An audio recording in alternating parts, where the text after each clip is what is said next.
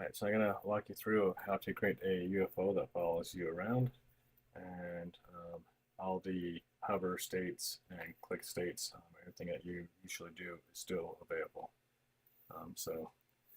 First things we want to do is create these two variables, SL underscore mouse X and SL underscore mouse Y. It's not necessary, but it will help if you need to troubleshoot anything. Here is the code. When you are programming in Storyline, you can use the alt text to put in names that where you can find stuff easily. So I have UFO right there, and I have the slide right here. So if I go into my JavaScript, I make this bigger so we can see.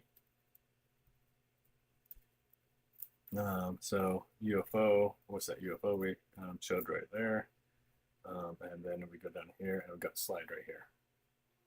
So what happens is, what we're doing now is, first we're declaring a player, so that way we can look at our math right down here. Then we set the UFO, and the offset of X and Y is when you are doing something in Storyline, it goes up and positions everything from the top left of your object. So this is 0 point or 2 point of this, and so I don't want it to be right on top of it. I want it to be above it. So I've set -200, and then half of UFO right here. So it's right here. That's going to be going back and forth. We added an event listener that looks for when we move. This is the stuff that we're gonna use to go back and forth. And right down here is the code for the rotation.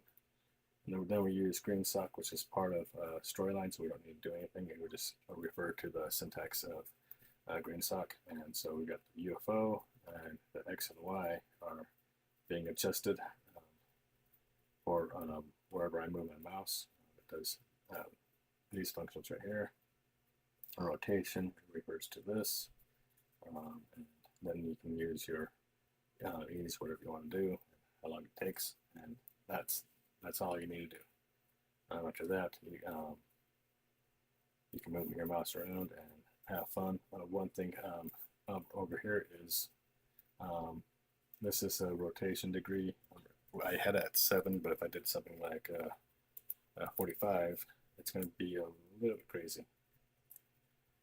See, now it's like, whoa, 45. So, you can change that number to whatever you think is your sweet spot. 7 was mine. And that's how you get a UFO to follow you in your e-learning. Thank you.